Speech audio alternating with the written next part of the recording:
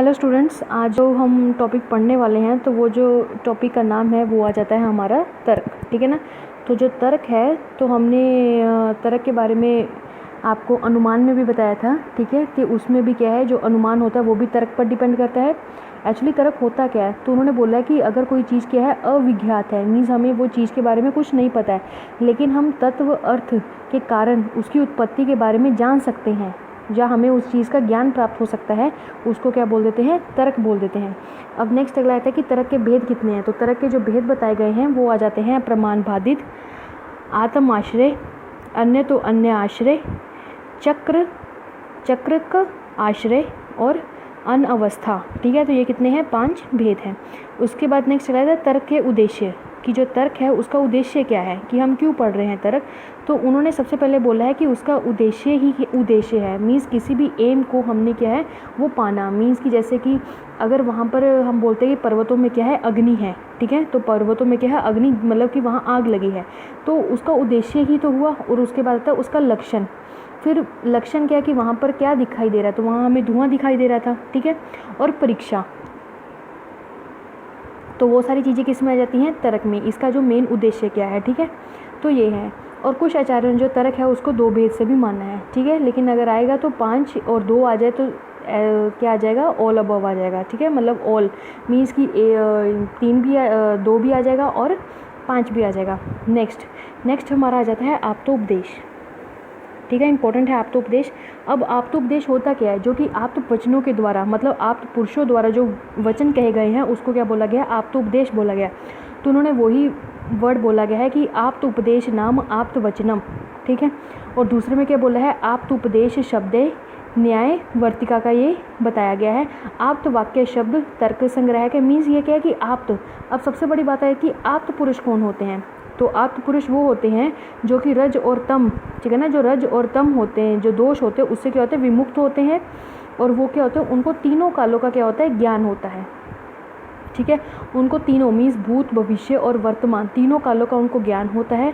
वो अपने तप और बल से, मतलब उनमें तप और बल बहुत, मतलब उनमें स्ट्रॉन्ग होता है। ठीक है, तो वो चीज़ बोली गई है, वो क्या है, रज और तम से भी मुक्त होते हैं। तो उनके द्वारा जो वचन कहे गए हैं उसको क्या बोल दिया गया है, आप्तोपदेश। ठीक है, उसके बाद आप्तोपदेश के भेद। ठीक है, आप्तोपदेश के जो भेद होते हैं उन्होंने 2 प्रकार के बताए हैं। तो कौन कौन सा आ जाता है, आप्तोपदेश के 2 भेद हैं, लौकिक, ठीक है, और दूसरा कौन सा आता है, अलौकिक। ठीक है, ये चक्रपाणी ने दिया है। अब जो आप्तोपदेश है उसको किस किस नाम से बोला गया, तो वो आ जाता है कि उसको क्या है, आगम, ऐतिह्य। ठीक है ना, तो उसको 2 वर्ड से बोला गया है। तो वो किसने बताया है, उसने ये बताया गया कि जो चरक है, विमान स्थान है, तो उसमें ये दोनों वर्ड आए हुए हैं, किसके लिए, आप्तोपदेश के लिए। उसके बाद नेक्स्ट आ जाता है, ये यहाँ तक ख़त्म हो जाता है। ठीक है, आप्तोपदेश। उसके बाद जो हम चरक विमान 8 पढ़ते हैं तो उसी में पूछा जाता है कि उत्तम जो शास्त्र होता है, ठीक है, जैसे क्या है, शल्य है, शलाक्य है, आप लोग सब्जेक्ट पढ़ते हैं, तो जो उत्तम शास्त्र होता है उसके कितने गुण, मीन्स हम जब उन्होंने ये बोला कि जब हमें जो सब्जेक्ट है वो कैसा सिलेक्ट करना चाहिए, तो अगर उसमें वो 18 गुण होंगे तभी हमें क्या है, वो उसको उत्तम मानना चाहिए और उसको ही हमें सिलेक्ट करना चाहिए, उसको ही हमें शास्त्र की गणना में करना चाहिए। ठीक है, तो ये आ जाता है। नेक्स्ट अगला आता है कि पद। तो पद किसको बोलते हैं, तो उन्होंने क्या बोला है कि विभक्त और क्या है, प्रत्ययुक्त जो सार्थक शब्द हैं, जो शब्द समूह जो होते हैं उसको पद बोलते हैं। जो क्या है, अगर विभक्ति भी अगर उसकी बनती है या फिर प्रत्ययुक्त भी जो चीज़ें होती हैं, लेकिन उसका क्या है, कोई अर्थ निकलता हो, सार्थक अर्थ। ठीक है ना, कौन सा, सार्थक अर्थ, तो उसको क्या बोलेंगे कि वो क्या है, पद बोले गए हैं। उसके बाद नेक्स्ट अगला आता है शब्द। तो शब्द किसको बोला जाता है, तो शब्द में आ जाता है कि श्रोत्र ग्रहणे। ठीक है ना, मीन्स कानों के द्वारा जो ग्रहण किए जाते हैं अर्थ, उसको क्या बोलती हैं, सह शब्द है। तो उसके बाद नेक्स्ट अगला कहते हैं, चरक ने क्या बोला है, शब्दों नाम वर्ण सामान्य। ठीक है, तो क्या है, वर्णों का जो समूह होता है उसको भी हम क्या बोल देते हैं, शब्द बोल देते हैं। तर्क संग्रह ने बोला है कि वाक्य अर्थ ज्ञान शब्द ज्ञानम तत्कारणम तू शब्दा, मीन्स वाक्य जो अर्थ बताए जाते हैं तो उससे शब्दों का ज्ञान हमें मिलता है। तो वही चीज़ बताई गई, मीन्स कि वाक्य का अर्थ जो होता है वो किसके द्वारा मिलता है, शब्दों के द्वारा ही तो मिलेगा। ठीक है, क्योंकि शब्दों जब मिलते हैं तभी तो वो वाक्य कंप्लीट बनता है, तो उन्होंने वही बात बोली गई है। नेक्स्ट रहता है शब्द के भेद। तो जो शब्द के भेद आ जाते हैं उसमें कौन कौन सा आता है, एक तो आता है ध्वन्यात्मक, एक आ जाता है वर्णात्मक। ठीक है, ये एक है। तो कौन कौन से मतलब एक पार्ट है तो उसके दो डिवीज़न है, एक तो ध्वन्यात्मक, एक आ जाता है वर्णात्मक। जैसे ध्वन्यात्मक मीन्स ध्वनि, मतलब किस तरह की कोई म्यूज़िक टाइप निकलना, ध्वनि यंत्रों से आवाज़ आनी। और वर्ण में क्या है प भ क, जो कि हम क ख ग पढ़ते हैं, ठीक है। अब जो सार्थक होते तो हम क्या बोलते थे, है रोटी पानी, ठीक है ना। अब जो निरार्थक हो गए तो बोल देते हैं कि सोटी वानी, ठीक है, पानी वानी दे दो, रोटी छोटी दे दो, तो वो जो है वो निरार्थक में आ गए, ठीक है। ये जो पंजाब में होते हैं वो मोस्टली यही लैंग्वेज यूज़ करते हैं, रोटी छोटी या पानी वानी है तो पिला दो, ठीक है।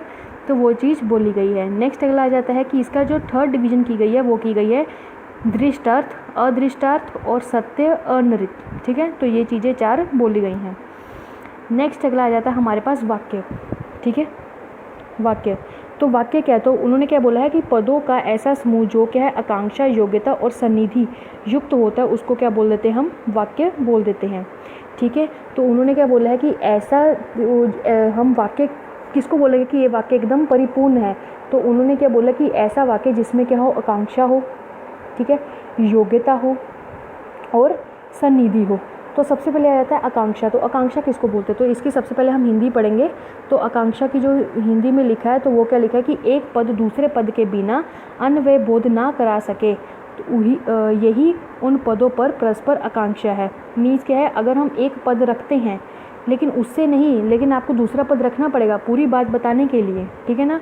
तो अगर हमने बोल दिया खेलता या राम, तो हमें क्या पता, अब किसी ने पूछा राम क्या कर रहा है, तो हम अकेला बोलेंगे कि राम, या वर्ड, मतलब अकेला एक पद रखने से कुछ नहीं होता है। अगर एक पद दूसरे पद के बिना क्या है बोध नहीं कराया जा सकता, मीन्स उसको हम क्या है, तो उसके लिए आकांक्षा होना जरूरी है, मीन्स पदों का होना बहुत ज़रूरी है, एक पद से कुछ नहीं होगा, ठीक है ना। क्योंकि इसके जो बताया गया तो उसमें भी यही बताया गया कि पदों का समूह, ठीक है। नेक्स्ट अगला आता है इसकी योग्यता, ठीक है। अब इसमें भी ना यही चीज़ बोलेगी, पदस्य पद आंतरे व्यतिरेक, मतलब इन दोनों का क्या है आपस में, पद जो होते हैं उनका क्या आपस में एक मतलब एक पद दूसरे पद के बिना ना वो रहने वाला हो, ठीक है। तो दोनों का अगर इकट्ठा रहेगा तभी क्या हम उसको आकांक्षा बोल लेंगे। उससे क्या है प्रयुक्ता, ठीक है ना, अन्वय अनुभव त्वम आकांक्षा, ठीक है। तो उन्होंने यही बोला कि इसी से अगर हम इसको क्या है, अगर पदों को हम इकट्ठा करते हैं तभी क्या है आकांक्षा को, मतलब कि तभी वो वाक्य जो है वो कंप्लीट हो पाता है। नेक्स्ट अगला आता है योग्यता, ठीक है। तो पहले हिंदी देखते हैं, तो उसमें आता है कि वाक्यों के अर्थ का बाधित ना होना, यही योग्यता है, ठीक है। कि जो हम वाक्य बोल रहे हैं ना, तो वो क्या है उसका जो अर्थ है वो सही निकलना चाहिए। अब जैसे कि इसका एग्जांपल सबसे अच्छा दिया हुआ है कि आग से सिंचाई करना, ठीक है ना। तो सींचता मीन्स सिंचाई होती है, तो हम पता है कि हम जो किससे सिंचाई करते हैं, खेतों में पानी से करते हैं, आग से कभी सिंचाई देखी है, नहीं होती है। तो वही बोल रहा है कि जो क्या होता है अर्थो अबधो, ठीक है, योग्यता जो क्या है कि उसमें बाधक ना करे, उसको क्या बोल देंगे हम, योग्यता। नेक्स्ट अगला आ जाता है हमारे पास सनिधि, ठीक है। तो सनिधि क्या होता है, तो सनिधि में ये बताया गया है कि बिना विलंब किए पदों का उच्चारण करना ही क्या होता है, सनिधि होता है। तो क्या आ जाता है कि पदा नाम विलंबो, ठीक है ना, पदा नाम अविलंबो उच्चारणेम, दैट इज सनिधि। कि जैसे हमने बोला कि राम आजा या राम खेलता है, अब हम राम अभी बोल रहे हैं, 10-20 सेकंड या 1 मिनट के बाद बोलेंगे खेलता, उसके बाद बोलेंगे है, तो क्या वही बोला कि विलंब से ना बोलकर एकदम जो सीक्वेंस में चल रहा है तो उसी सीक्वेंस में बोलना, दैट इज़ कॉल्ड सनिधि। उसके बाद नेक्स्ट अगला आ जाता है हमारे पास जो पॉइंट है वो आ जाता है शब्दार्थ, वाक्य अर्थ बोधक वृत्तियाँ या शब्द शक्ति। तो पूछ लेते हैं कि शब्द शक्ति कितने प्रकार की होती है, शब्द अर्थ कितने प्रकार के होते हैं, या वाक्य अर्थ कितने प्रकार के होते हैं, ठीक है। याद रखना कि वाक्य जो होंगे वो 3 प्रकार के, मतलब 3 उसकी क्या है क्वालिटीज़ हैं, ठीक है ना। मतलब जो अगर वाक्य को हम कंप्लीट करना चाहते हैं तो ये 3 चीज़ें होनी जरूरी हैं। तो कौन कौन सी आती है, आकांक्षा, योग्यता और सनिधि। नेक्स्ट अगला आता है कि वाक्य जो अर्थ है या उसकी वाक्य की अर्थ की वृत्तियाँ हैं, शब्द की शक्ति है या शब्द का अर्थ है, तो उसके लिए कितने होते हैं, उसके 4 भेद होते हैं। तो कौन कौन से आ जाते हैं, एक तो आ जाता है अभिधा, लक्षणा, व्यंजना और तात्पर्य, ठीक है। तो सबसे पहले हम बात करेंगे अभिधा की। तो अभिधा में क्या बोला है, तो उन्होंने बोला है कि ऐसे संकेतिक और क्या है मुख्य अर्थ का बोध करना, ठीक है। अब जैसे क्या है कि अगर किसी ने पूछा कि संकेतिक वर्ड, कि किसी ने बोला राम क्या कर रहा है, तो राम खाना खा रहा है। अब पहले ये बोलेंगे अरे राम यहाँ पर आया था, फिर यहाँ पर बैठा, फिर उसने ये बातें की, फिर हमने उसको पूछा खाना खाने के लिए। मीन्स कि प्रॉपर एक वर्ड बोल देना कि हाँ कि क्या कर रहा है, तो वो खाना खाता है, राम खाना खाता है, ठीक है, प्रॉपर। उसके बाद नेक्स्ट अगला आ जाता है लक्षणा। तो लक्षणा क्या होता है, तो लक्षणा में ये बोला गया है कि जो अर्थ होते हैं, ठीक है, ये जो इसमें पहले देख लो कि अर्थ अवबोध के अतिरिक्त अर्थ अवबोध का होना। यथा गंगा में झोंपड़ी है और झोंपड़ी गंगा तट पर है। एक्चुअली क्या है, इसमें क्या होता है कि एक ना निरुक्ति टाइप या फिर एक ना श्लोका आता है, ठीक। अगर हम श्लोका में अगर हम एक ही वर्ड देखेंगे कि हाँ इसका मतलब क्या है, तो इसका मतलब वो निकलता है जैसे कि उसमें लिखा होता है कि जो झोंपड़ी है, अगर हम सिर्फ एक वर्ड को निकालेंगे, ठीक है ना, जैसे 3-4 वर्ड निकाले हैं तो उसमें हम सिर्फ एक वर्ड को निकालेंगे कि क्या है, तो वो निकले, उसका मीनिंग उन्होंने बताया है कि उसमें ये निकलेगा कि गंगा में जो झोंपड़ी है, ठीक है ना, तो गंगा में झोंपड़ी है। लेकिन उसका जो अर्थ होता है तो वो क्या होता है, अब गंगा में तो झोंपड़ी हो नहीं सकती है, ठीक है ना, कुटिया तो हो नहीं सकती, तो कुटिया कहाँ होगी या झोंपड़ी कहाँ होगी, तो तट पर होगी, मीन्स एज पे, किनारे पे होगी। तो वही बात उन्होंने बोली है कि लक्षणा में कि क्या बोला है कि अर्थ का अवबोध के अतिरिक्त अर्थ, ठीक है ना, अर्थ का अवबोध के अतिरिक्त क्या है, अर्थ अवबोधन का होना, ठीक है। ये नहीं है कि एज इट इज़ जो उन्होंने एक वर्ड का हम ऐसे पता करेंगे तो क्या है, तो उसका जो मीनिंग निकलता है कई बार उल्टा भी निकल जाता है, ठीक है। तो उसका मीनिंग हमें ठीक ढंग से पढ़ के ही निकालना है। बस आपको नाम याद होना चाहिए कि अभिधा, और अगर लक्षणा है तो लक्षणा में कैसा को एग्जाम्पल पूछेंगे, तो गंगा में झोंपड़ी वाला पूछेंगे। नेक्स्ट अगला रहता है व्यंजना। तो व्यंजना क्या होता है, तो क्या होता है कि वाच्यार्थ एवं लक्षणार्थ के अतिरिक्त किसी तीसरे अर्थ का बोध करवाना, ठीक है ना, वाच्यार्थ और लक्षणार्थ के अतिरिक्त किसी और शब्द का बोध कराना क्या है, व्यंजना है। अब देखो व्यंजना से तुम लोग को उसको याद कर लेना कि जैसे बोलते ना कि हाँ भाई हमारे साथ व्यंग कर रहे हैं, मतलब मजाक, हंसी मजाक हो गया, या फिर किसी को ताना टाइप देना, सरकाज़म करना, तो वही चीज़ आ जाती है कि व्यंजन में क्या है, व्यंजना में कि एक बच्चा है, बच्चा क्या है वो बाहर बहुत खेलता है, ठीक है, उसकी मदर ने उसको काफ़ी बार बुलाया कि आ जाओ, लेकिन वो नहीं आया, ठीक है।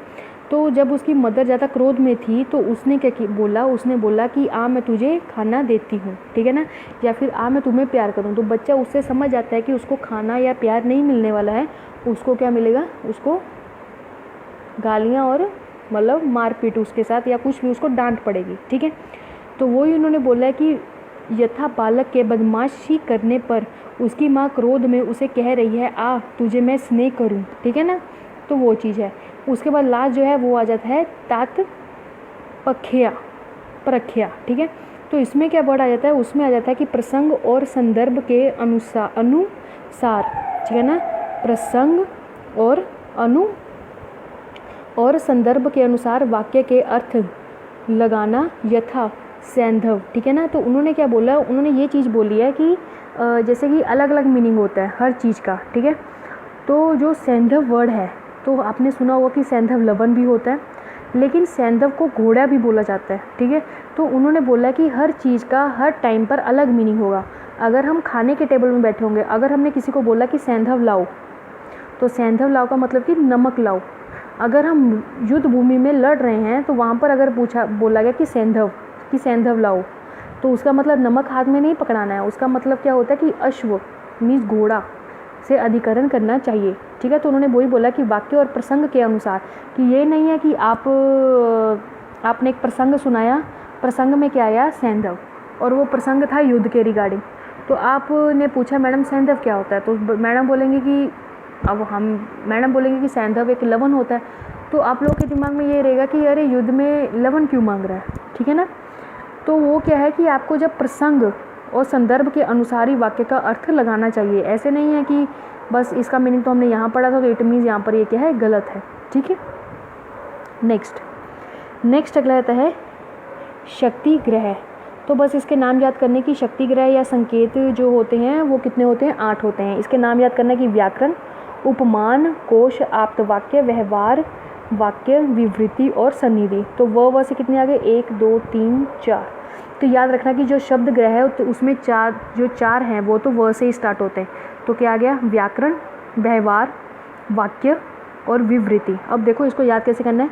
अगर हमारे क्या है, अगर हम वाक्य अच्छा बनाना चाहते हैं तो हमें क्या व्याकरण आनी चाहिए। अगर हमारा व्याकरण अच्छा होगा तो क्या होगा, व्यवहार हमारा अच्छा होगा। अगर व्यवहार अच्छा होगा तो हमारी वृत्तियाँ भी होंगी, ठीक है। तो विवृत्ति, व्याकरण, ठीक है ना, व्याकरण, वाक्य, उसके बाद व्यवहार, और व्यवहार के बाद क्या आ जाएगा, हमारी विवृत्ति। इतने हो गए 4। उसके बाद लास्ट में क्या बचता है हमारा, उपमान, कोश, आप्त वाक्य और सन्निध्य, ठीक है। उपमान, आप्त वाक्य, तो ये दोनों तो प्रमाण ही होते हैं, कोश और सन्निध्य, ठीक है ना। तो कोश और सन्निध्य, या इसमें थोड़ा सा आपको लगाना पड़ेगा, ठीक है, दिमाग याद करने के लिए। नेक्स्ट अगला आता है उपमान प्रमाण, ठीक है। अब उपमान प्रमाण क्या होता है, तो उपमान प्रमाण में क्या बोला है कि ओपियम नामम, ठीक है। तो ओपियम नामम में क्या बोला गया, एक देखो लास्ट में एक वर्ड आ जाता है ये वाला,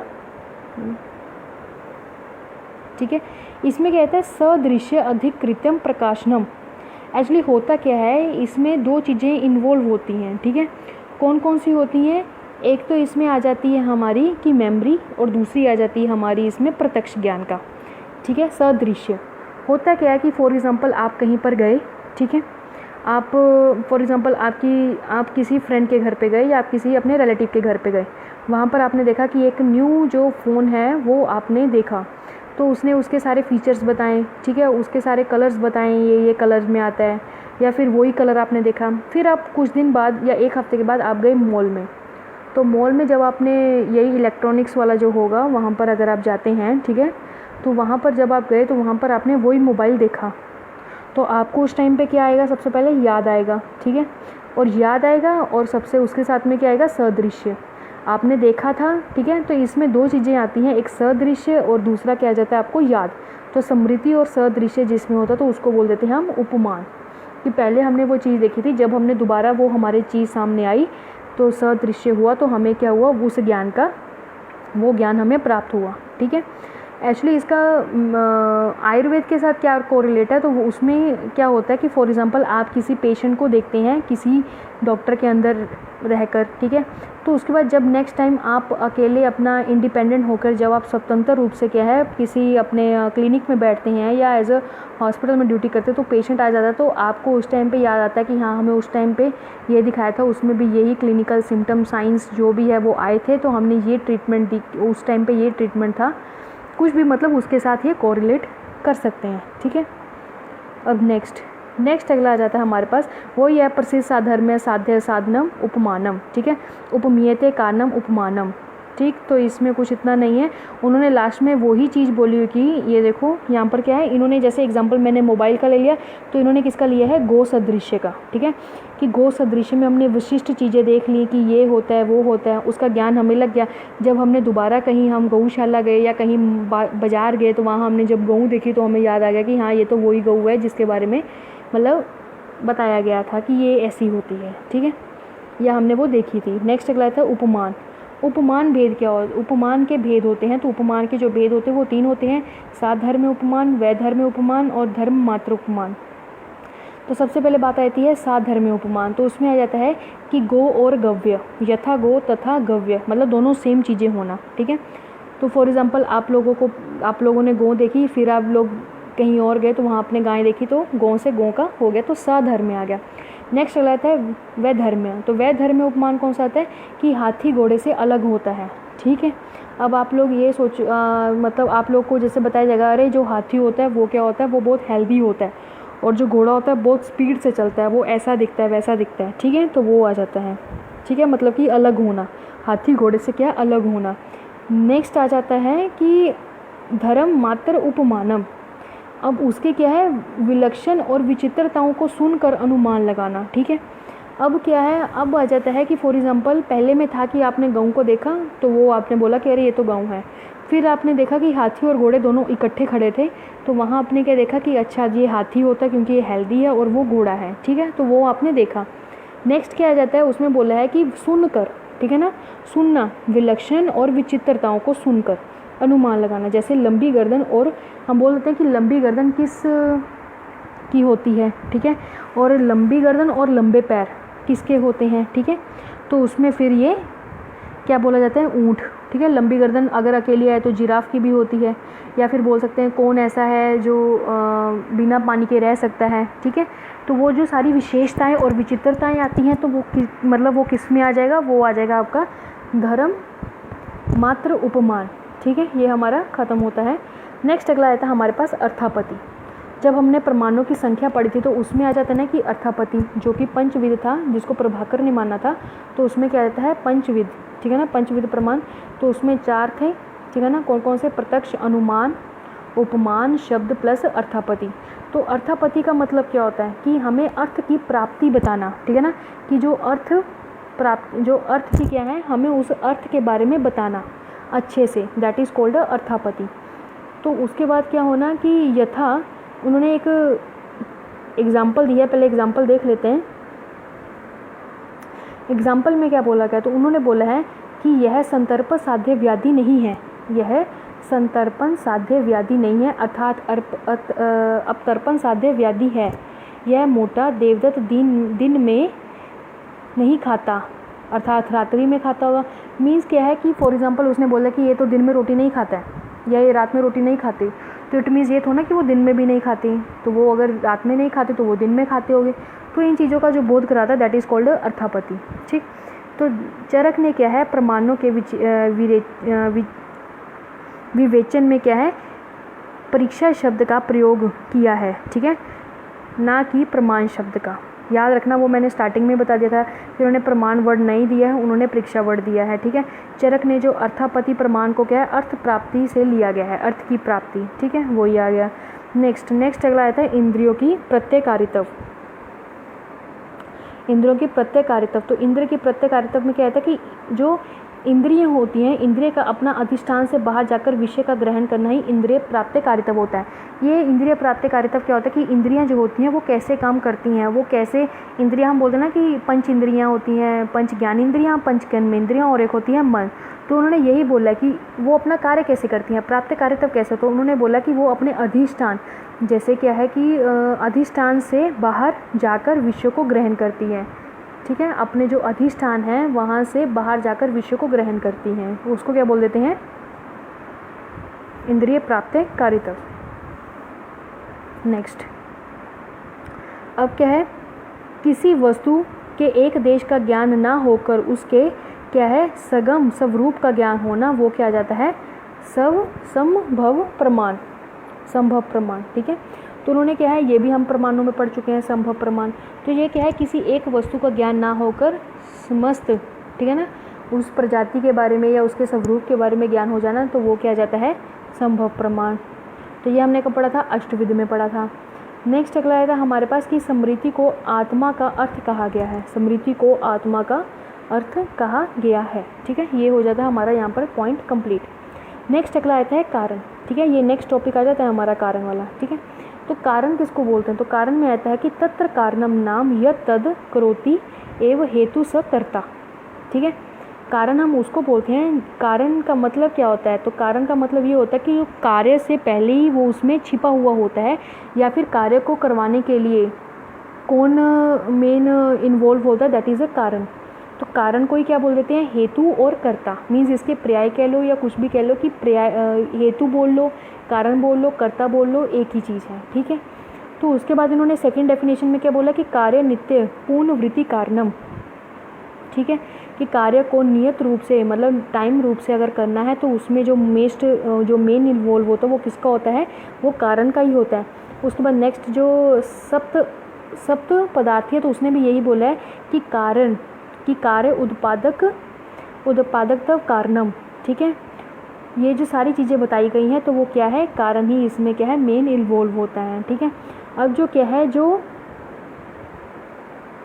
कारण है वो कितने प्रकार का आ जाता है, 3 प्रकार का। इसमें देखो लिखा हुआ है त्रिविध्य, ठीक है। तो 3 प्रकार का आ जाता है। तो 3 प्रकार कौन कौन से हो जाते हैं, एक तो समवायी कारण, असमवायी कारण और निर्मितीज कारण, ठीक है। अब सबसे पहले बात आ जाती है समवायी कारण में। समवायी कारण क्या होता है, ऐसा क्या है, ऐसा आपस में इनका संबंध होना जो क्या है, नित्य है। नित्य मीन्स क्या कि ये दोनों कभी अगर ये अलग हो जाते हैं तो कभी वो कार्य जो है वो कंप्लीट नहीं हो सकता, ठीक है। तो क्या कहता है, यत संवेत कार्यम उत्पद्येत तत् समवायी कारणम, ठीक है। तो उसमें क्या बोला कि तंतु पट का समवायी कारण होता है, ये गलत लिखा है, इसको कैंसिल कर दो। तंतु का संयोग होना, ठीक है ना, तंतुओं का आपस में संयोग होना ही क्या होता है, समवायी होता है। होता क्या, एक थ्रेड होता है, एक दूसरा थ्रेड होता है, थ्रेड से कपड़ा बनता है। एक थ्रेड जब दूसरे थ्रेड के साथ मिलेगा तो क्या होगा, जब एक थ्रेड दूसरे थ्रेड के साथ आपस में मिलता है तो उसको हम क्या बोल देते हैं, समवायी, ठीक है। और जो थ्रेड आपस में मिलते गए तो क्या, कपड़ा बन गया। अब दूसरे में क्या बोला गया, असमवायी में, कि पट का, अब देखो जो तंतु संयोग है ना वो ऊपर का है, ठीक है।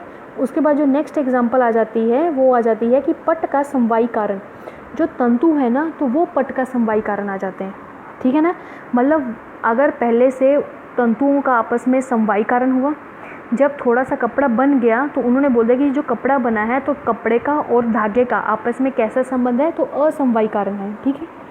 तो वही बोला कारणे कारणस है, इसको इतना नहीं है इम्पोर्टेंट, तो ये याद रखना कि एग्जाम्पल रख लेते हैं, ठीक है। उसके बाद है निर्मितीज कारण। तो निर्मितीज कारण का मतलब क्या होता है, फॉर एग्जाम्पल आपने क्या है, दो तंतु मिले आपस में तो उन्होंने क्या बना दिया, आपका कपड़ा बना दिया। अब जो दो तंतु मिले हैं तो वो अपने आप से तो मिले नहीं होंगे, मशीन होती है ना, मशीन से कपड़ा बनता है। तो मशीन के लिए आपको याद रखना है कि क्या आ जाएगा वहाँ पर, निर्मितीज कारण, ठीक है। तो इन्होंने जो एग्जाम्पल लिया है वो लिया है, क्या लिया है, देखो यहाँ पर जो एग्जाम्पल लिया गया है वो क्या है, प्रतिदंड चक्र कुम्हार। तो उन्होंने क्या है, उन्होंने घड़ा बनाने के लिए बोल दिया, ठीक है। अगर हम तंतु बोलते तो मशीन बोल लो, ठीक है। तो वो क्या है, निर्मितीज कारण है। निर्मितीज कारण का मतलब क्या होता है कि जब तक वो बन रहा है सिस्टम तब तक वो उसके साथ है, जैसे वो चीज़ बन जाएगी तो वो उससे अलग हो जाएगा, ठीक है, वो चीज़ आ गई। तो उसमें इन्होंने मिट्टी के लिए बोला कि अगर हम घड़ा बनाते तो उसके लिए क्या है, दंड चाहिए, चक्र चाहिए, कुम्हार चाहिए। तो ये क्या उसके निर्मितीज कारण है, लिखा ना, घट के प्रति दंड चक्र कुम्हार, ये आदि क्या है, निर्मितीज कारण है, ठीक। नेक्स्ट अगला आता है कि रोग अवस्था में, ठीक है। रोग अवस्था में हम क्या बोल सकते हैं, तो रोग अवस्था में अगर देखा जाए कि जो समवायी होता है, जब दोष क्या होते हैं, वैषम्य में जब वो होते हैं अपनी मतलब अपनी सम अवस्था में ना होकर विषम अवस्था में होते हैं, या तो बड़े हुए होंगे या कम होंगे, विषम अवस्था, ठीक है। उसके बाद वो क्या हो जाएंगे, समवायी कारण आ जाएगा। असमवायी क्या होता है, दोष दूष्य संयोग, कि दोषों का फिर दूष्यों को खराब करना, मतलब उनके साथ मिलना, फिर मिलके क्या करेंगे, खराब ही तो करेंगे, ठीक है। तो क्या आ जाएगा, दूष्य कौन से होते हैं, हमारी धातुएं, रस रक्त मांस मेद, ठीक है। तो क्या है, दोष दूष्य संयोग, इंपॉर्टेंट पॉइंट है ये वाला। नेक्स्ट आ जाता है मिथ्या आहार विहार, जीवाणु और अभिघात। तो इसमें आ जाता है निर्मितीज कारण, ठीक है, कि मिथ्या आहार विहार करना, जीवाणु और अभिघात, तो ये सारे किस में आ जाते हैं, निर्मितीज कारण। मीन्स कि जो हमें जो प्रॉब्लम हो रही है तो उसका कारण कौन सा है, मतलब क्या है, जो मिथ्या हमने आहार विहार खाया, गलत खाना खाया, या फिर इन्फेक्शन हुई, तो उसी इन्फेक्शन से क्या हुआ, उसी इन्फेक्शन से क्या हम लोग को प्रॉब्लम हुई। तो वो जो प्रॉब्लम क्रिएट हुई हम लोग को, तो वो किस वजह से हुई थी, वो हुई थी निर्मितीज कारण, कि वो प्रॉब्लम जो क्रिएट करके वो चले गए हैं। उसके बाद क्या हुआ, हम लोग को दोष, ये प्रॉब्लम क्या नाम है इसका, दोष जो है वो विषम अवस्था में आए, फिर उन्होंने दूषित किया तो उससे हमें रोग की उत्पत्ति हुई, ठीक है। नेक्स्ट अगला रहता है हमारे पास कार्य कारण सिद्धांत, ठीक है। तो कार्य कारण जो सिद्धांत है या वाद है तो क्या है, इसमें बोला गया कि जो कार्य होता है ना, कारण से ही क्या है, कार्य की उत्पत्ति होती है, इसमें ये चीज़ बोली गई है, ठीक है। तो कारण से ही कार्य की उत्पत्ति होती है। तो सबसे पहले आता है सत्य कार्यवाद, ठीक है। तो इसमें क्या है, ये जो कार्य कारण सिद्धांत होता है ना, इसके दो टाइप होते हैं, एक होता है सत्य कार्यवाद, एक होता है असत्य कार्यवाद, ठीक है। अब सत्य कार्यवाद क्या बोलता है, सत्य कार्यवाद ये बोलता है कि जो हम कारण होता है ना, तो कारण में पहले से ही जो कारण होता है तो कारण में पहले से ही कार्य प्रेजेंट रहता है। अब तुम लोग को एग्जाम्पल से समझ में आएगा। एग्जाम्पल हम देते हैं कि जैसे दूध है, दूध को हम क्या है, जमाते हैं तो उससे क्या निकलता है, दही निकलता है, ठीक है ना, दूध से दही निकलता है। तो वो बोलते हैं कि जो दही होता है वो पहले से दूध में मतलब क्या होता है, प्रेजेंट रहता है, विद्यमान रहता है। तो वो ये कि उत्पत्ति से पूर्व कार्य की जो सत्ता है वो कारण में ही रहती है। और असत्य कार्यवाद में क्या जाएगा कि कारण में कार्य की सत्ता नहीं रहती है, अपितु कारण एक सर्वथा नवीन रचना है, ठीक है। अब याद रखना कि किसने सत्य कार्यवाद माना, किसने असत्य कार्यवाद माना। तो आयुर्वेद ने, ठीक है, आयुर्वेद और सांख्य ने क्या है, सत्य कार्यवाद, और जो बाकी हैं बौद्ध, न्याय और वैशेषिक, उन्होंने क्या माना है, असत्य कार्यवाद माना है। उसके बाद जो सत्य कार्यवाद है ना, उसके आगे टाइप्स आए हुए हैं। ये परिणामवाद, देखो ये 1-2 करके लिखा हुआ है ना, एक तो आ जाता है परिणामवाद और दूसरा आ जाता है विवर्तवाद। तो क्या है, ये सत्य कार्यवाद है, ये जो दोनों है ना ये सत्य कार्यवाद के हैं, ठीक है। तो उसमें जो सत्य कार्यवाद है वो 2 में डिवाइड होता है, परिणामवाद और विवर्तवाद, ठीक है। और जो परिणामवाद है ना वो आगे फिर 2 पार्ट्स में डिवाइड होता है, धर्म परिणाम और लक्षण परिणाम, ठीक है। अब परिणाम क्या होता है, उसमें बोला कि कारण का कार्य में परिवर्तन हो जाना, ठीक है, हो ही गया, दूध से दही बन गया। अब धर्म में क्या था, धर्म में बोल देते कि गुणों का परिवर्तन होना, जैसे दूध से दही बनना, उसको हम क्या बोल देंगे, धर्म परिणाम। लक्षण में क्या होता है कि स्वरूप का परिवर्तन होना, ठीक है ना, गुण परिवर्तित नहीं होते, जैसे दूध का मलाई में परिवर्तित हो जाना, ठीक है ना। तो क्या होता है कि जो दूध होता है वो मधुर गुण वाला होता है, ठीक है, लेकिन जो हमारा जो दही होता है वो क्या होता है, वो मधुर गुण का भी होता है, वो अम्ल गुण का भी होता है। जो दही होता है उसके 5 प्रकार बताए हैं भाव प्रकाश ने, ठीक है। तो वो हम जब भाव प्रकाश पढ़ेंगे तो उसमें हम बताएंगे। तो याद रखना कि गुण का, अगर गुण का क्या है परिवर्तन हो रहा है तो उसमें दही की एग्जाम्पल आएगी। अगर हम सिर्फ स्वरूप का परिवर्तन बता रहे हैं तो उसमें क्या है, मलाई की ही एग्जाम्पल आएगी, ठीक है। नेक्स्ट अगला आता है विवर्तवाद। तो विवर्तवाद में क्या है, रस्सी को सांप समझना, दैट इज कॉल्ड विवर्तवाद, ठीक है। इतना हो गया। नेक्स्ट अगला आता है हमारे पास क्षणभंगुर। ये अदर्स में है कि इतनी ये टाइप्स खत्म हो जाती है, अब अदर्स में आ जाता है तो उसमें आता है क्षणभंगुरवाद। क्षण का मतलब क्या होता है, क्षण प्रति क्षण, मतलब सेकेंड्स में, ठीक है। तो ये किसने माना है, बौद्ध दर्शन ने माना है, ठीक है। जब आपको बौद्ध दर्शन पढ़ाया गया था जो नास्तिक दर्शन का था सबसे लास्ट वाला, तो उसमें शून्य भी था, तो उसमें मैंने आपको बोला था कि बौद्ध दर्शन ने क्षणभंगुरवाद भी माना है। तो क्षणभंगुरवाद का मतलब क्या होता है कि जैसे हम बोलते हैं ना, जो हमारे सेल्स होते हैं वो क्या होते हैं, टूटते हैं बनते हैं, टूटते हैं बनते, तो उससे हम इसको कोरिलेशन कर सकते हैं। जैसे मेटाबॉलिक और एनाबॉलिक जो एक्टिविटीज़ होती हैं, ठीक है, तो वो क्या होती हैं, वो क्षण प्रतिक्षण होती रहती हैं। तो क्षणभंगुरवाद से उसे लिया गया है, ठीक है। नॉट ऑल डैमेज बनती भी हैं, ठीक है। उसके बाद नेक्स्ट अगला आता है अनेकांतकवाद। तो वो किसने माना है, जैन ने माना है, ठीक है। अनेकांतकवाद का मतलब ये होता है कि जो व्यक्ति है ना, जो मतलब कि वो क्या है, एक निश्चित एक डिसीज़न पे नहीं पहुंच पाते, ठीक है ना, एक सर्टन डिसीज़न पे नहीं पहुंच पाते, उसमें आता है अनेकांतकवाद। तो वो किसने माना है, जैन, ठीक है। नेक्स्ट अगला आता है पिल्लू पाक और पिठर पाक।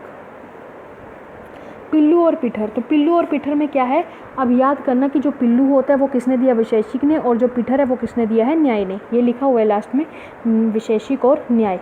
होता है कि पिल्लू में आ जाएगा परमाणु के पाक, परमाणु में पाक होगा, और पिठर में क्या आ जाएगा, अवयवी में पाक हो जाना, ठीक है। पूछ लेते हैं परमाणु का पाक किस में होता है, तो परमाणु का पाक कहाँ होगा, पिल्लू में होगा, ठीक है ना, परमाणु पिल्लू, और पिठर अवयवी, ठीक है ना, अवयवी। इतना हमारा ये जो कार्य कारण सिद्धांत है वो खत्म हो जाता है। नेक्स्ट अगला आता है हमारे पास तंत्र युक्ति। नेक्स्ट जो आता है हमारे पास वो कौन सा आ जाता है, वो आ जाता है तंत्र युक्ति। तो उन्होंने बोला जो तंत्र युक्ति होती है वो कितने उसके भेद होते हैं, तो वो आ जाता है 2 भेद होते हैं। एक तो वाक्य की योजना, एक आता है अर्थ की योजना, मतलब योजना करनी है, तंत्र, ठीक है ना, किसी चीज़ का हमने क्या है तंत्र लगाना है। उन्होंने क्या बोल दिया कि 2 होते हैं, एक तो वाक्य की योजना करते हैं वो लोग, और दूसरा करते हैं अर्थ की योजना करते हैं। उसके बाद है संख्या। तो संख्या कितनी बताई है, तो संख्या में उन्होंने क्या बोला है कि सुश्रुत ने 32, चरक ने 36, वाग्भट ने 36, और भट्टार हरिश्चंद्र ने कितनी बोली हैं, 40 बोली हैं, ठीक है। अब ऐसे याद करना कि जो चरक हैं तो वो क्या है, उनका जो तांत्रिक लोग हैं ना, जो तंत्र के साथ उनका क्या है 36 का क्या चलता है, 36 का आंकड़ा चलता है, ठीक है। 36 का क्या है आंकड़ा चलता है। तो याद रखना कि चरक जो है उनकी क्या आ जाएंगी 36, और चरक और वाग्भट दोनों की क्या चलती हैं 36 का आंकड़ा, किसके साथ, तंत्र युक्ति के साथ, ठीक है। अब जो क्या है, अब जो सुश्रुत है उसको ये तंत्र वंत्र सब कुछ समझ नहीं आता, तो वो क्या है, वो जब भी इनके बारे में सुनता तो उसको हंसी आ जाती है, उसकी 32 ही निकल आती है, ठीक है। तो सुश्रुत में आ गया 32। अब जो भट्टार हरिश्चंद्र है उसने क्या किया, इन सब का फ़ायदा उठाया और उसने क्या है सब कुछ जाके सीख लिया, उसने चौका मारा, ठीक है। तो भट्टार जो हरिश्चंद्र है उसका क्या आ जाएगा 40, चौका से याद कर लेना 40, ठीक है। ये आपको याद करना है, ठीक है। मतलब क्या आ जाएगा हमारा कि 36 का आंकड़ा है दोनों का, चरक और वाग्भट का तंत्र के साथ, सुश्रुत की तो 32 ही निकलती रहती है। उसने इस चीज़ का फ़ायदा उठा के हरिश्चंद्र ने, भट्टार हरिश्चंद्र ने, तो उसने क्या मारा चौका से याद कर लेना 40, ठीक है। नेक्स्ट हमारे पास जो आ जाता है वो आ जाता है कल्पनाएं।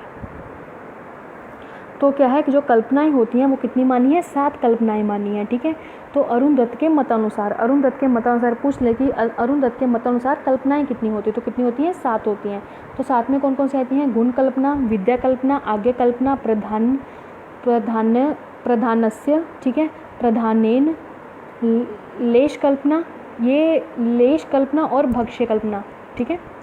तो ये आपको याद करने पड़ेंगे। उसके बाद नेक्स्ट इसका मिमोनिक,